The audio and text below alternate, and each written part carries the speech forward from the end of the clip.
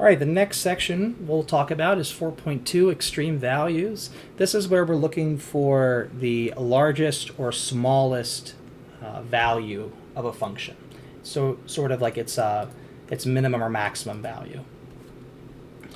So essentially, we have our first definition here of what it means to be an absolute minimum, an absolute maximum. We would say a function has a absolute minimum if, so like for instance up here, this function has an absolute minimum of 0, and if we think about it, any other value we pick, that's the smallest one. And notice it's not strictly smaller, it's less than or equal to. Because maybe a function it keeps hitting that low value multiple times, such as like the graph of sine or cosine, always hitting a value of -1. A function can achieve its minimum or maximum value any number of times it wants to. So that's fine. So that's why it's less than or equal to. Now, some functions, for instance, this graph of x squared, just because you graph x squared, it doesn't mean it has or attains both an absolute minimum and absolute maximum. In the case of graphing x squared on the entire real number line, it only gets its absolute minimum at x equals 0, but it never has an absolute maximum because you can just keep going farther outward on the real number line and keep increasing the value of this function, and you can increase it as much as you like just by moving further away from the origin. However, if you define the function on a closed interval, in other words, an interval where its endpoints are included, they're not open circles here, then you can actually get to a final x value. There is a stop. And in which case, this restriction of a function to a closed domain does mean that it will achieve its absolute maximum and minimum values, provided that the function is continuous. We'll talk about this in another example. So, theorem 1. This is the existence of extrema on a closed interval. So, a function f that is continuous on a closed interval, it does achieve both a minimum and maximum value on that interval. So example 1, why is the continuity hypothesis necessary? This is not saying that a function that isn't continuous can't obtain a min or max. It's just that if your function's not continuous on a closed domain, then there's no way to guarantee it. So why is continuity hypothesis necessary? So let's go ahead and draw a graph of a function defined in a closed domain, a closed interval, that's not continuous, and show that it doesn't actually obtain both its minimum and maximum value. So here's an example, a little hole here.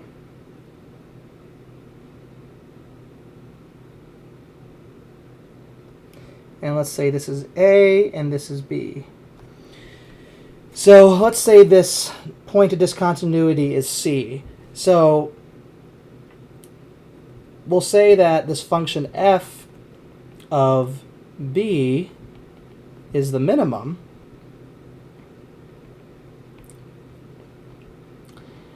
And some people might say that this y value, whatever this y value is right here, that this would have to be the maximum. But the thing with maximums and minimums, it actually has to be a value that your function can get to. You actually have to be able to get it to spit it out. And it just so happens that, a lot of people are thinking about the limit as x goes to c from the left of f of x. That's not the maximum. Because if you actually plug in f of c, that's going to spit out this y value, which is not the maximum because there's values right here that are close to this value that are bigger than this value. They're larger than it. So here's another example here. Let's say this value that's being approached here, let's say this is 4.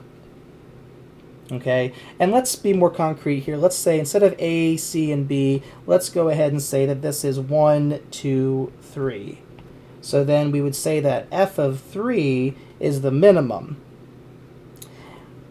F of 4 is not the maximum. Or sorry, not f of 4. Sorry. I meant to say 4. Sorry, just 4. 4 is not the maximum. Because, well, no x in the interval 1 to 3 makes the value of f of x equal to 4.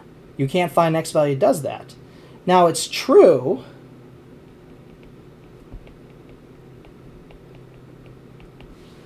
if we plug in a value such as 1.99 into the function, that maybe this is equal to 3.99, let's say. And it's true that I can push the value of we can push the x value closer to 2 from the left and make this as close as we want to. We can just keep adding on 9s here, and this will always inch closer towards 4, but it will never actually be equal to 4. And that's the reason why it's not a maximum. This number 4 does have a special name in math, one that we don't really talk about in this class. It's something called the supremum, or the least upper bound. But this is not actually the maximum. This is sort of the ceiling. It's the inevitable trend, but it is not something we actually can attain. So part B. Before I move on to part B, let's just summarize here that this is precisely why continuity hypothesis is necessary. Because if it isn't required, then that means we're allowed to include functions like this. But here's an example of a function that is defined in the closed domain, yet it doesn't achieve both of its extrema. It achieves one, but not the other in this case. So this is sort of a counterexample for that. Part B, why must f be defined on a closed interval? Well, sort of a similar idea. If we have something like, let's say, again, let's do 1 and 3 for our interval here.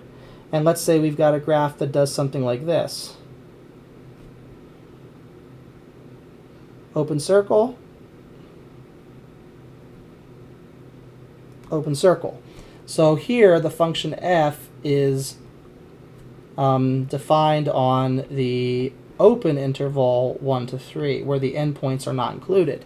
So the same idea here is that we can push our x values closer and closer to 3, 2.9, 2.99, 9999, you get the idea, and that will always make the y value here closer and closer and closer to this value, but it never actually gets to that value.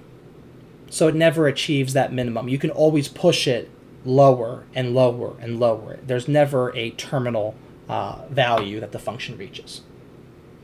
So that's precisely why a closed domain is required, one where the endpoints are included.